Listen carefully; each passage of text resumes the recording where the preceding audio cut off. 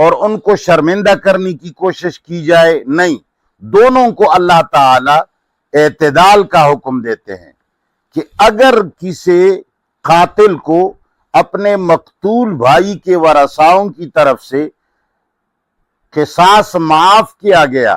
دیت لینے کو ترجیح دی گئی،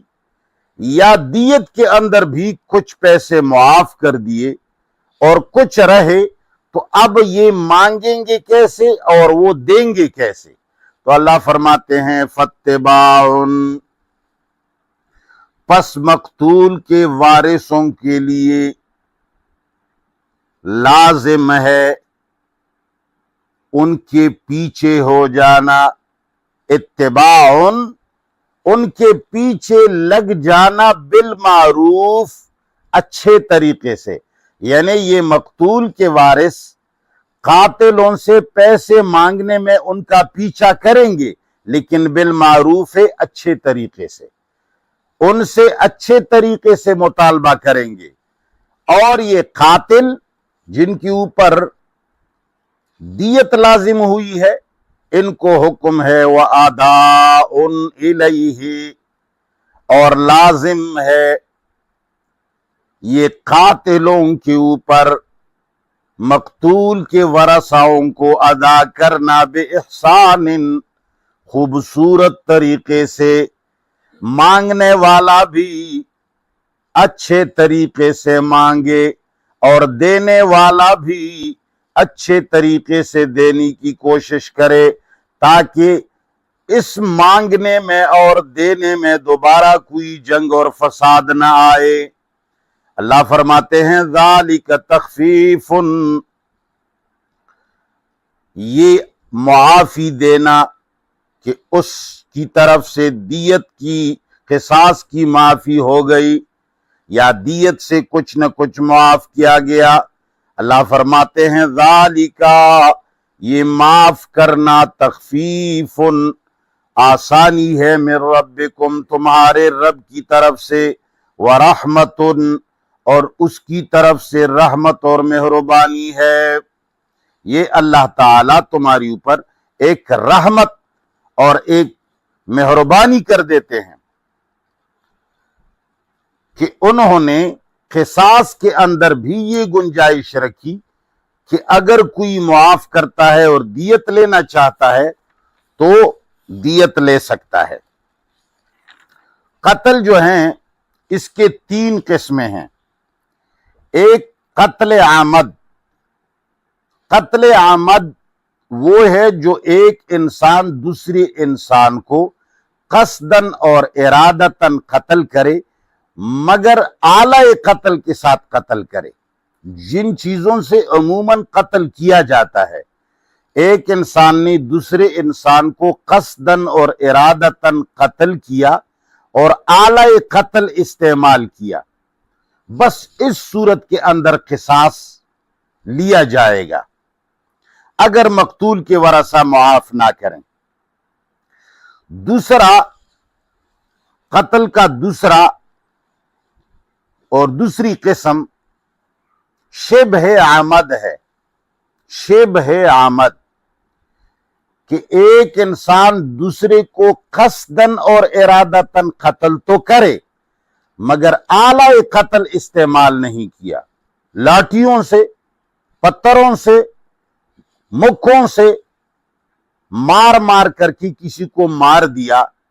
تو اس کو شبہ عامد کہتے ہیں۔ اس میں قصاص بالکل نہیں لیا جائے گا، اس میں صرف دیت لی جائے گی۔ نمبر 3 قتل خطا ہے کہ ایک آدمی دوسرے آدمی کو بغیر ارادے اور بغیر کسی نیت کے قتل کرے۔ مثال کے طور پر آدمی نے نشانہ لگایا کسی نشانی کو یا شکار کو، مگر قدرتی طور پر وہ گولی لگی انسان کو،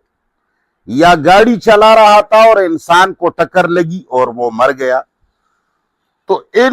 اس صورت میں بھی صرف قصاص ہے، یہاں نہ صرف دیت ہے، قصاص نہیں لی جائے گی۔ پہلی صورت جو ہے قتل عامد، اس میں قصاص ہے، باقیوں میں معین بات ہے کہ دیت لی جائے گی۔ پہلی صورت میں بھی اگر مقتول کے ورثہ معاف کریں تو بات ہی ختم۔ مقتول کے ورثہ دیت لینا چاہیں